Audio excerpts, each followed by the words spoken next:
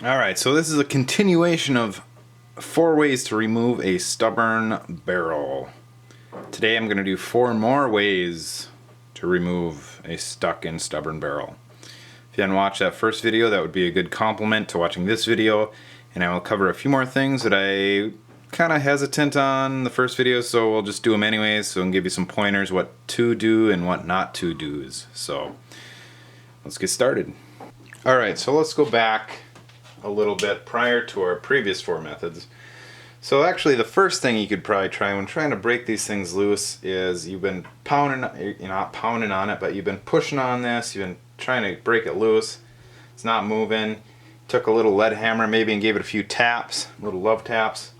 Well, if that's not working, first thing you should probably do before all the other things is go back. If you want to turn this thing around, you can turn around, but try tightening that receiver a little bit. Just try tapping it, and mine's loose, so I'm just demonstrating here, but tapping it, lead hammer, tap it a few times, tighten it up, and then sometimes you go back and you press on it and you tap a little bit, sometimes it'll break loose. The next method, which you can try before cutting into your barrel, is heat. And the reason I was kind of hesitant covering this one in the other videos because there's a few things you need to watch out for. You can very easily destroy an action or a barrel when improperly heating these things up. So the idea behind heating this junction here between the receiver and the barrel is to just warm the metal up a little bit so you're expanding the metal. So if you can expand the metal just a fraction of a tenth of an inch, you know, a micron or a few microns or something, that's all you're looking for, enough to kind of break that loose and allow you to be able to unscrew that barrel from the receiver.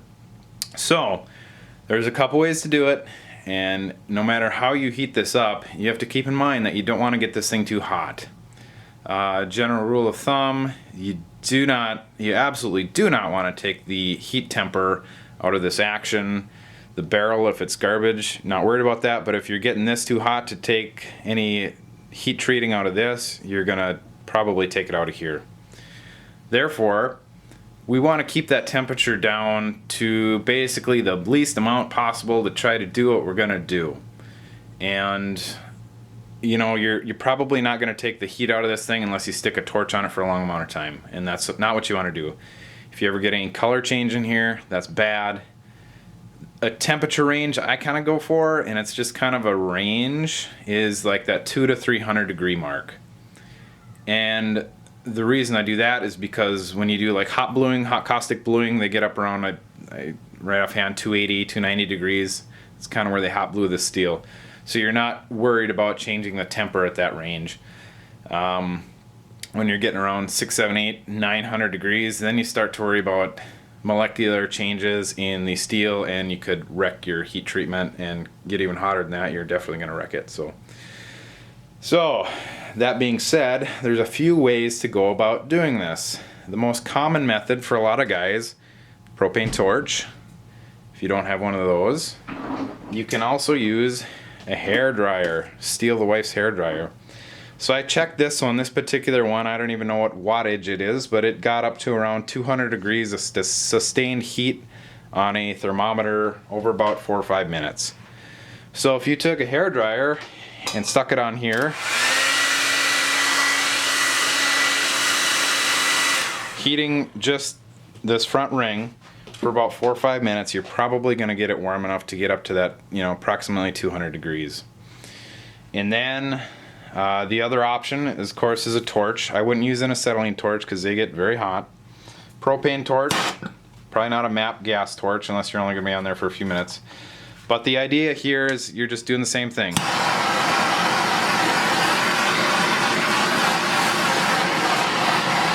Heating it up a little bit, and of course you would do it for probably a minute or so. See, I can touch it, it's not even hot.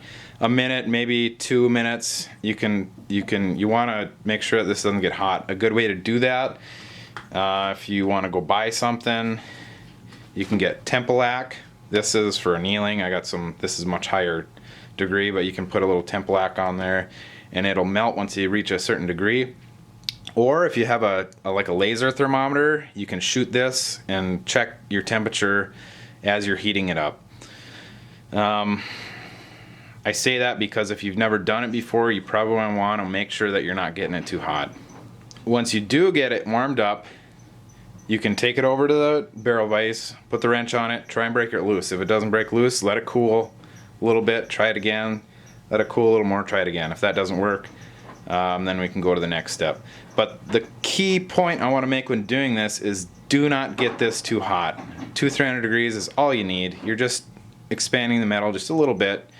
If you're getting this anything above that, you could go maybe a little above that, but you don't really want to, so that's all you need. Step 3, without cutting into the barrel, is another option. If you have a chest freezer or a very large freezer in your house, you can stick this guy in the freezer. But before you do that, you might want to oil down every little part you can. Oil it down very good to make sure you've got every nook and cranny covered with oil. Because when you put this in or you take it out, you have the potential of condensation, just as if you were going outside hunting or coming back in from hunting on a cold day. Oil it all down, stick it in the freezer for an hour or two. It'll chill down, and this metal should theoretically shrink. And then try it again on the barrel vise and the wrench. And then step 4, you can try, without cutting into the barrel, stick this thing back into the freezer after it's been oiled, pull it out, and then once you pull it out, leave your barrel nice and chilly. Come in here with a hairdryer or a torch. Torch that receiver ring for a minute or so. Warm it up so you're expanding this, but the barrel is still cold.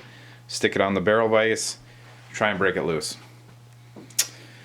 Alright, that's 4 more options to try and get a stubborn barrel off a rifle. And these options are probably ones you're going to be doing before the first 4 options that I put in the other video. So I should have actually did this video first, but here we go. So there is in total 8 methods to try and get your stubborn barrel off one of these old rifle receivers.